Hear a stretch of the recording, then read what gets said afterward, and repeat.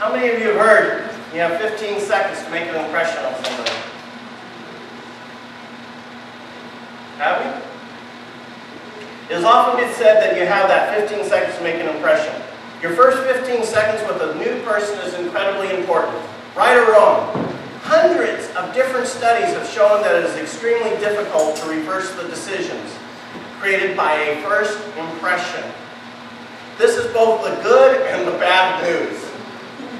If you make a wonderful first impression in your first 15 seconds, your positive appraisal should continue throughout the early parts of any type of relationship.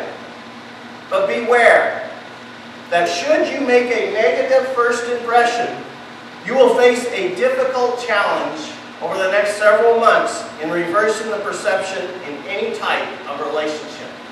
Isn't that amazing? That we make so much emphasis, we put so much emphasis on how a person first impresses us, how we first perceive them.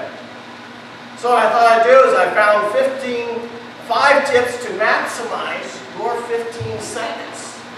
To either create the perfect job you want, or the perfect relationship, or the perfect first encounter. The first one, when you are first making any type of first impression, number 1 rule, never be late. There is no acceptable reason to ever be late for an interview or any important meeting. In fact, try to arrive at least 10 to 15 minutes early for an employment interview. This gives you the opportunity to find the office or conference room in which you are expected. Make a fast visit to the restroom for a final check, or spruce up and a chance to make a positive impression on any support staff you may encounter. Number 2, smile. Simple, obviously, important. No, none of those. It's critical.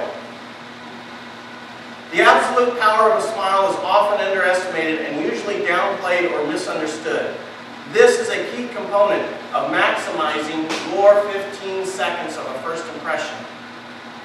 Groom and dress properly.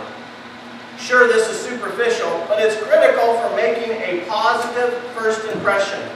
Compare this to watching a 15 to 25 second promotion for a new movie that's coming to your local theater.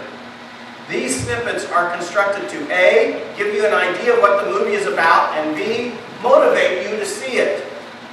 Impeccable grooming is your movie trailer opportunity to motivate your interviewer to want to see the whole package. Remember, even though more companies are relaxing workplace dress rules, unless you're specifically advised by your recruiter or the company, dress as though you're interviewing for the CEO position of a Fortune 500 company. Do you know how many young people now go out with their earrings dangling and stuff stuck in everywhere and that, and they don't change and don't dress to impress? What's that first impression you want to make? 4th one, when you walk in or with any first impression, what is your perception or projection that you are projecting outwardly to the person?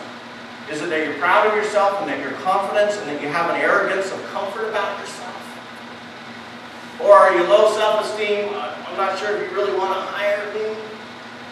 An important job interview will almost certainly cause you to feel anxious, uncertain, and nervous. Anybody remember those times, or remember them coming up maybe?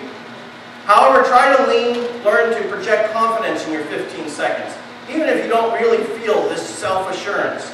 A firm handshake, your winning smile, and the appearance of self-confidence can often set a positive tone for the remainder of your interview. Actually, all veteran interviewers are fully aware of candidates' anxiety, so your display of confidence can even be more impressive at the time. And finally, the last one is so simple. Exhibit positive body language. This is not positive body language. This is positive body language. Our first 15 seconds. We judge so quickly. We judge so quickly. It would be nice if it's not a part of life. It really would be. But we do. We assess each other. We look each other over real quickly. This mind is processing 400 billion bits of information every second. It's nothing to process out 15 seconds of a person. That's a lot of time. A lot of information flowing. Everything that you know about people is you're all projecting. I don't know. We all do that to each other. And what I I know a lot of times is when we first view something, we want to jump to a conclusion. I want you to watch this video and see if at the beginning of it you don't want to jump to a conclusion. Watch it and listen and feel. Go ahead, girl. Mrs. Lee, I believe you have some words to say about the dearly departed.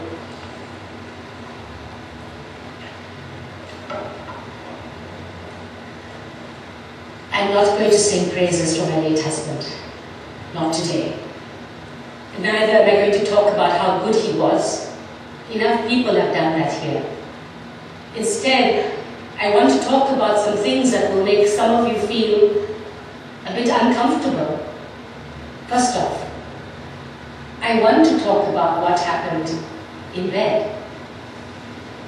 Ever had difficulty starting your car engine in the morning?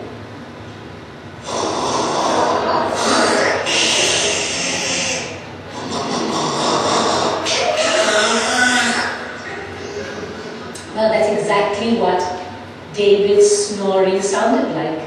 But wait, snoring wasn't everything. There was also this rear-end wind action going on as well. Some nights, it would be so forceful, it would wake him up. What was that? He would ask. Oh, it's the dog, I would say. Go back to sleep here. Or you might find this all very funny, but towards the end of his life, when his illness was at its worst, these sounds indicated to me that my David was still alive. And what I wouldn't give, just to hear those sounds again before I sleep.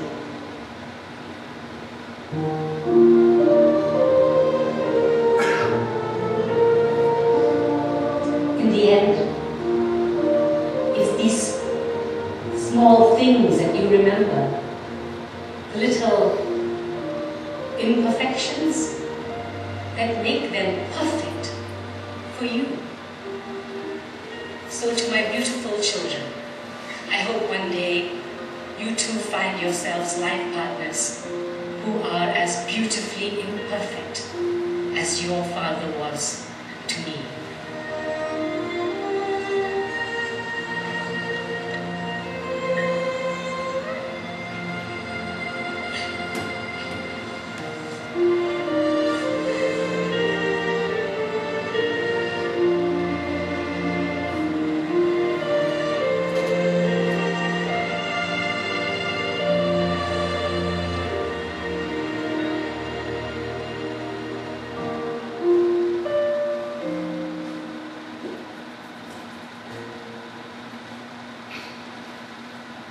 How many times in our life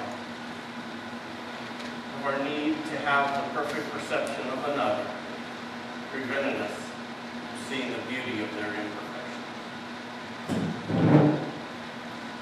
How many times have we complained about all the little things that a person does? And then at the end, when they're gone, we miss those little imperfections. Because of how our perception needs us to see or wants us or begs for us to see and make other people behave a certain way, we miss their little imperfections.